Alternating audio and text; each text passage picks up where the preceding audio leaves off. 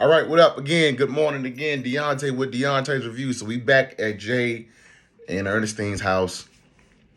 Ernestine then crashed out, realized the house has been sold. Jay is moving out the last little bit of things. Now, I'm wondering what they about to give us this morning because this says Ernestine and Jay end things with one last tight embrace. So I don't know. You never know with the writers of these skits. Like, they go back and forth, back and forth. They double dutch. Just be teetering. Just let's go.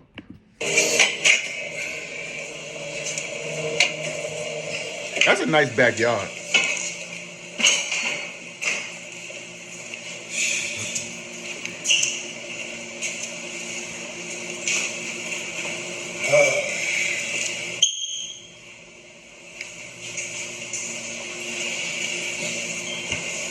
Y'all know what this feel like? This feel like that the last episode of Martin. Remember when Martin and Gina moved to LA and they was moving out? And at the very last scene of the episode, he signed in the wall. This is what this feel like right now. What's going on, man?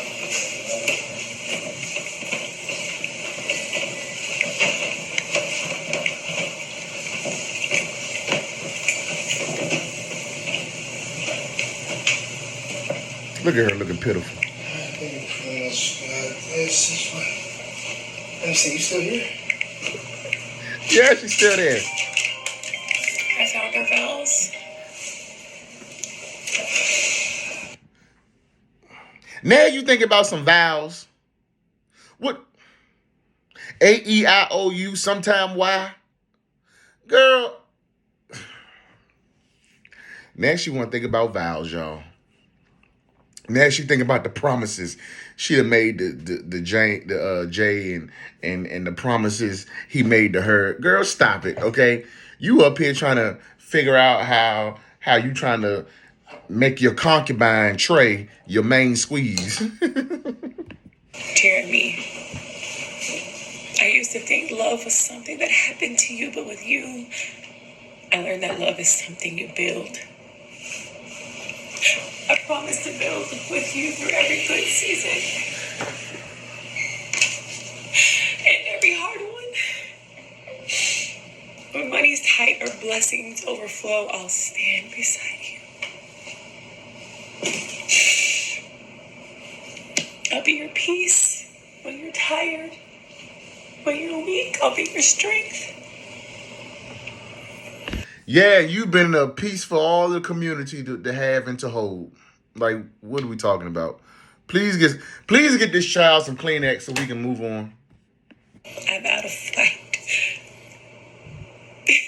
I vow to fight for this, even when it's easier to walk away. You are my first real home, my partner, my protector, my peace. I love you with my whole heart. I remember when I wrote these vows.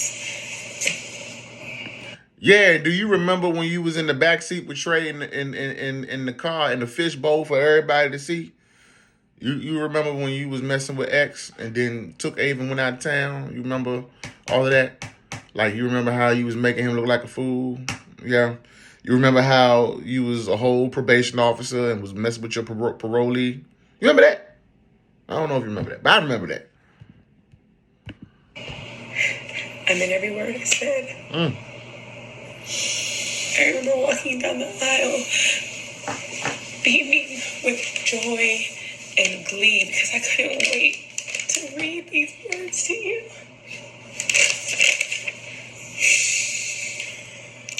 Yeah, that was a time. I remember when I wrote my vows and I had Phil to kind of help me out and piece it together. And you asked Phil, Mr. Yeah. Mr. Hunnot. You asked Phil to help you write some vows. I know that was funny. Just couldn't find the words to really express how I felt about you at the time.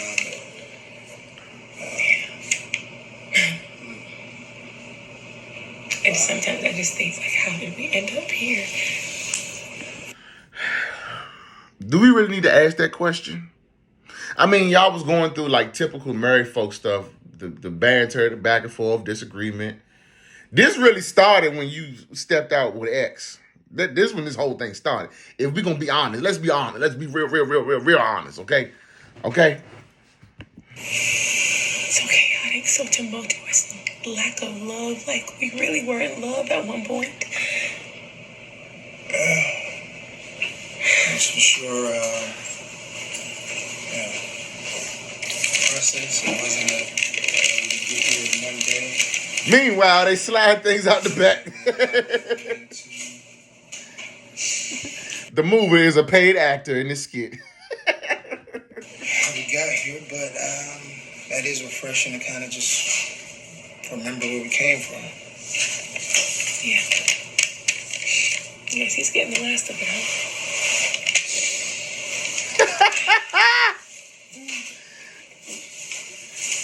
Yeah.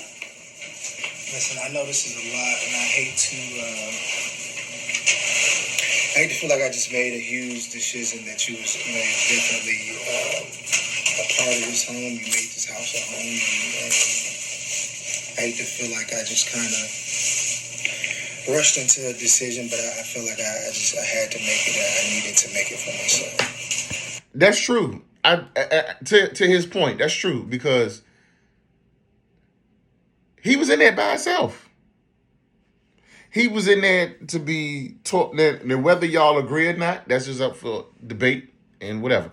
But while she was able to move on, move out, be with Trey, be with J-Mo, and go to her mother's house, he's been left there for years, for the last couple of years that we've been seeing him in these skits go through this, to deal with the memories, to deal with every room being a reminder of something. So I get it. For him, he feel like he got to move on. For him, in his mind, he bought the house. The house in his name. Now, I ain't going to go back and forth right now about the whole divorce thing in terms of what's legally, whatever. We've been debating that for a long time. But I can understand where he's coming from. And I can understand why Ernestine is crashing out, even though I don't care about Ernestine right now. But I think this is a good moment for them to have to kind of just bury whatever hatchet that there is right now about this house so they can just continue to part ways and say their final goodbyes to this house. And I know it may be a little selfish, and I apologize for how it's just kind of unraveling right now. I don't know. It's just a lot. It's a lot on me. I'm sure it's a lot on you. Sorry. Can I hug you?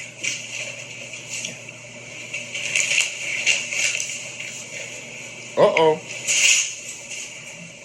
Make it like it was the way it used to be when I hung upon your love constantly. Is there a spark? Is this gonna spark something in Ernestine to want her husband back? I don't know. I doubt it.